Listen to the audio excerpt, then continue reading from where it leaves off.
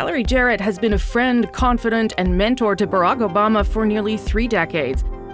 A trusted voice in the room as he reckoned with some of the most pivotal moments of his political career, perhaps none more critical than this. Barack knows what it means to be a black man living in a country and a culture that is controlled by rich white people. With Obama's presidential campaign on the line, faced with mounting criticism over the searing sermons of his pastor, Reverend Jeremiah Wright, Jarrett encouraged him to tackle the issue head-on. Obama responded with this now famous race speech. The fact is that the comments that have been made and the issues that have surfaced over the last few weeks reflect the complexities of race in this country that we've never really worked through. It was a turning point in Obama's path to the Oval Office and one of many moments that Jarrett reflects on in her new book, Finding My Voice, a memoir from the longest-serving senior advisor to any president in American history. Where are we looking first? Oh, yeah. And judging from this mob of fans in Montreal, her star power is showing no signs of fading.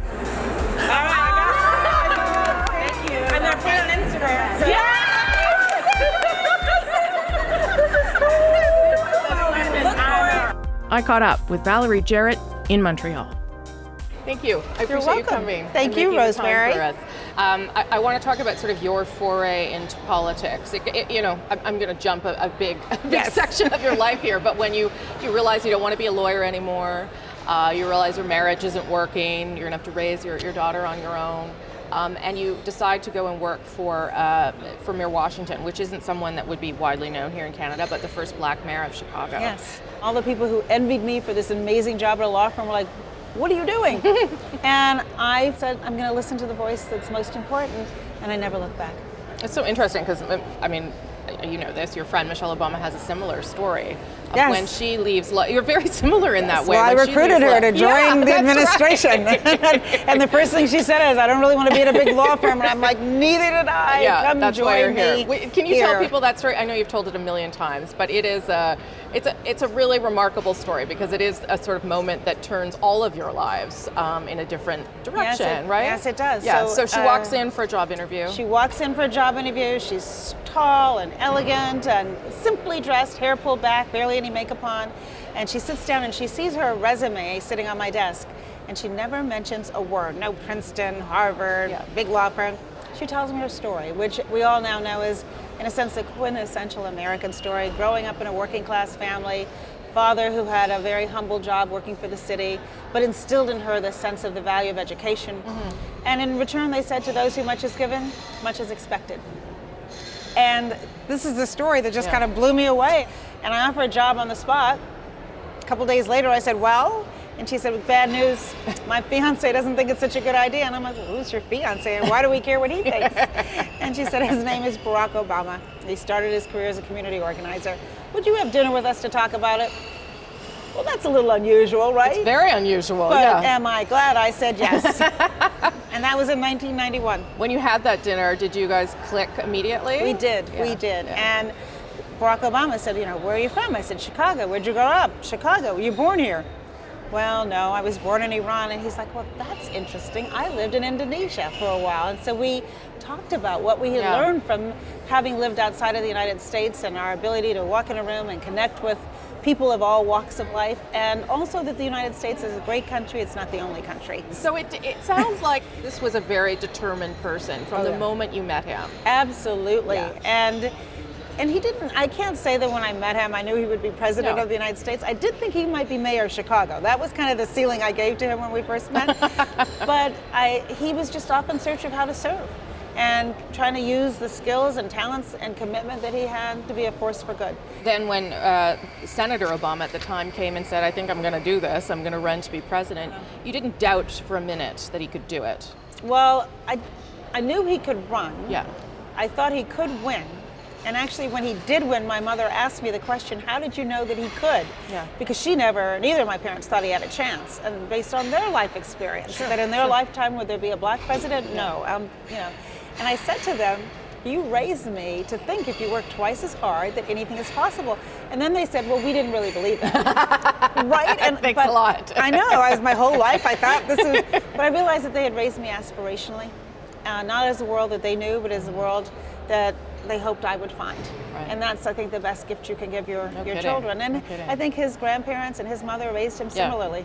You write in the book that the promise of his campaign, its very purpose, didn't transcend race, but necessarily reckoned with it. Yes. And he was sort of forced to do that with the famous race speech.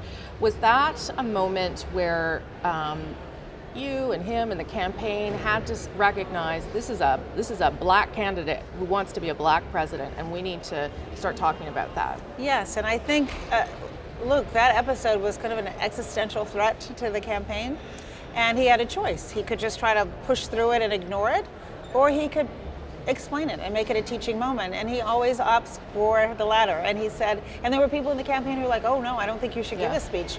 How can you possibly explain this? It's too risky. And he said, and I remember sitting in the conference room with him, he said, I owe it to the American people because they need to see me for who I really am, and they need to be able to put this in context. And it was a turning point in the campaign. When you get to the White House, finally, and you become a senior advisor, but you're also, and I know you've called yourself, or people have said you were the first friend, but you take on a substantive role. Was it ever difficult, though, to be that involved, that deeply involved in the administration, and then also the person that would go and watch a movie with them on Friday night? I actually think it made it easier for me and hopefully for them. For him to have somebody right there in his inner circle, one of 3 senior advisors, longest serving in any in history. Well, I would never have left. I couldn't imagine leaving a day early. And why would you? I left at 11:59 when the Secret Service started saying, this is no longer your White House, you got to get out, kid.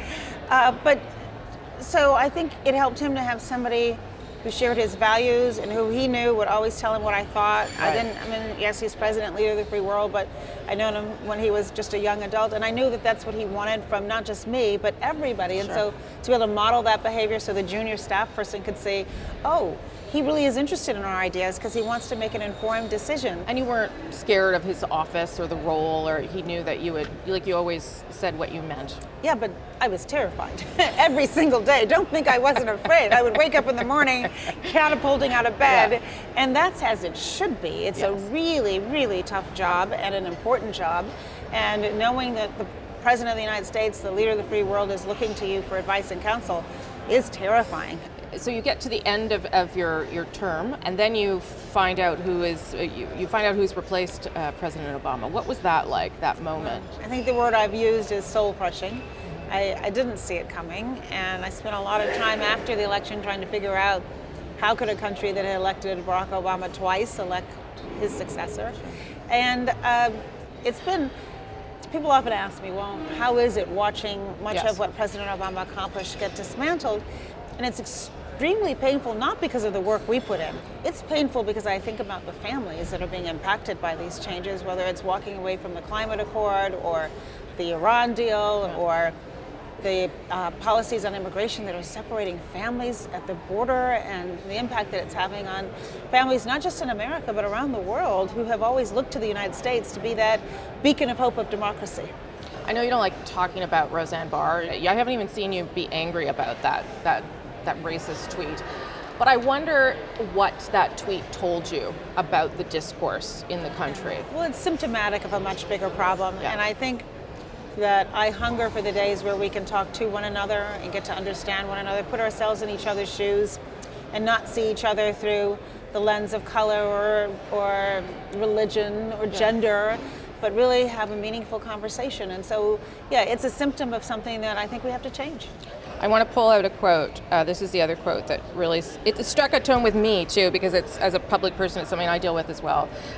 It was something that Pastor Rick told you, and then you passed on to President Obama. And it was about absorbing pain and how sometimes an essential quality of leadership is being able to absorb pain. And I just thought that was so profound, and I wonder how that has shaped you. Like, did it ever affect you, that stuff that you had to absorb?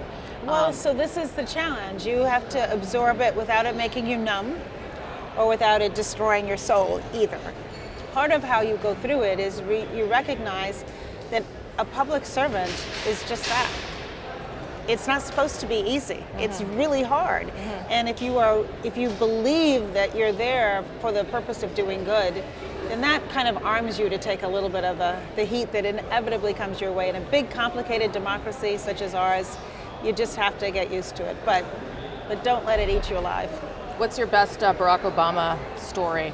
I have so many, but I couldn't tell you most of them. Now, you know what I say about him? Because people always ask me, Yeah, of obviously, course. because we're so close, what is it we don't know about the first couple? And I think part of their magic is they are so authentic. Yeah. And on her darkest moments, and the same with him, there isn't a single time where I would see them where they didn't say, "How are you doing?" And that's friendship. Yeah. They could have gotten away with never saying, "How are you?" And they always like, "How's this for you? Are you okay?" That's pretty supportive. That chokes me up. I'm lucky to have them in my life. Yeah. Well, thank you. It's always wonderful to get a glimpse behind and all those smart people that are behind the people in front of the camera. Thank you. So I appreciate it. you saying that. Thank you. Nice It's a to meet pleasure. you.